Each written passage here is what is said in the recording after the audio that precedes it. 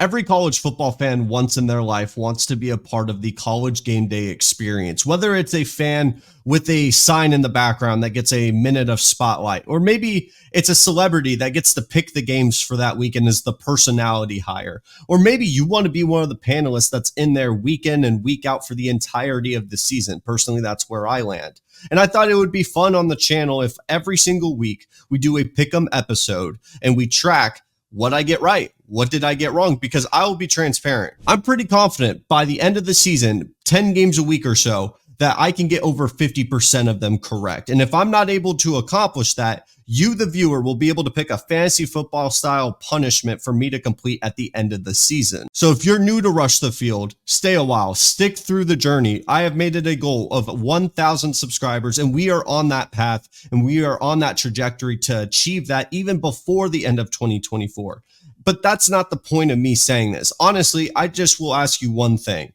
Just give me a chance to talk football with you. That's all I really care about. I want to build a community here. This is my passion project, genuinely. So if that's a like, a comment, a subscribe, anything genuinely means the world to me. But like I said, we are going to do about 9 to 10 games because no week is really created equal. We may even add extra ones at the end just to really spice things up. But for this week, specifically at week 1, I've chose 9 games. Not every single one involves a ranked team. If it's a non-ranked matchup, I tend to lean towards what is the spread and how close it is to select that game just to really spice things up. But let's go ahead and dive in. Number 14, Clemson plays number 1, Georgia, and I genuinely believe that there's no shot for Clemson to win this game. Give me Georgia comfortably. For the second game of the week, we have number 8, Penn State going to West Virginia for their first game of the season.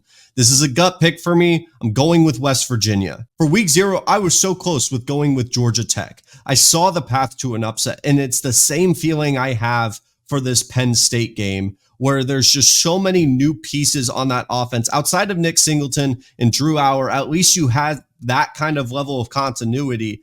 Just this is going to be a hornet's nest of a team with West Virginia, and I think this is going to be their signature win for this upcoming season. It's a gut pick, and I probably get this one wrong, but I'm sticking with West Virginia to win this game. Number 19, Miami goes to the Swamp, and as much as I think Florida may get an upset or two throughout this season, and they're a better team than what their schedule is going to represent them as, I'm sticking with Miami, even though this game is going to be very difficult to choose. For the Sunday night game, we have the 23rd best team in the nation, USC, going against the 13th best team in the nation with LSU in Las Vegas. This is basically a 50-50 in my opinion, but I'm going to stick with LSU.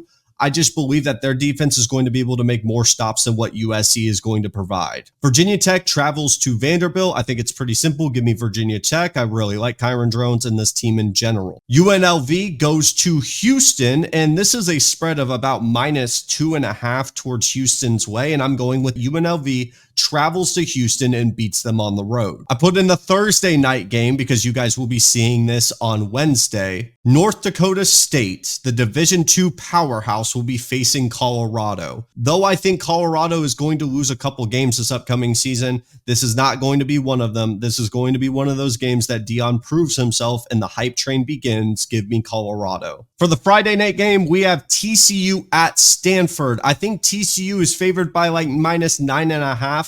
And I'm trying to give a little bit more credit to Stanford. This is not an easy test on the road for a TCU program that really does rely on the transfer portal, but I have enough faith in that coaching staff for them to pull out the win. And then for the final game in week 1, we have Notre Dame, number 7 in the nation, going to number 20 Texas A&M in College Station for the biggest game of the week. And this is where my bias kicks in. Give me Texas A&M. And to dive a little bit further into that game, because it is the marquee game of the week, and I want to elaborate, but I don't want to make it a separate video where it's just me talking about that game. Let's talk about the matchup, because Riley Leonard, though a lot of people know him from the Duke experience and how they really turned things around last season before he was injured, he's a heartfelt story across the nation. We still don't know what he is as a quarterback. He is a mobile quarterback that is going against one of the most difficult defensive lines in the country. And something I noticed with that Georgia Tech game, though I haven't seen anything online if they've gone to the communication style that's through the helmet, Texas A&M is going to be a hornet's nest when we're talking about sound. And it makes me very curious on how these quarterbacks that are not used to, especially the veteran ones that are used to more of the signs and the different channels of communication that have been allowed. Now you bring in the helmet one, and you're going to watch a lot of Riley Leonard looking like this because of how loud that stadium is going to get. You thought it was difficult before. I don't think it gets any easier, especially when your first game in the season is getting adjusted to that level of a noise. Now you have to listen through your helmet and be able to communicate it all at the same time. I fully expect this first quarter to look really sloppy because on the flip side, Texas A&M is implementing a whole new offense. And I think that when we're looking at a game where it is really a coin toss 50-50, in my humble opinion, taking the bias out of it, I understand I went with A&M, but I genuinely feel like they are on equal footing, especially that it's in Kyle Field. This line has moved from Notre Dame being favored by like -1 to now it's Texas A&M -3. And I think in all honesty, when we get to that close of a decision, it's going to come down to just a couple plays, and I'm going to take the team that is at home with a major advantage when we're talking about a supercharged environment that is going to be Kyle Field at night. This is one of those experiences that genuinely soak it all in because I think Texas A&M is going to start on the right foot. And then the hype train begins. I think they end up losing to Florida in a couple weeks, but this is not an A&M prediction video. I just think Notre Dame is going to be implementing too much new in a situation that isn't going to allow for mistakes. And that is why I'm leaning towards Texas A&M's favor. But with that being said, thank you so much for watching today's video. Like I said, just give me another chance to talk football with you. I got the light that is getting dim, so if the color changes from blue to orange throughout today's video, I'm sorry. But thank you so much for watching and have a fantastic rest of your day.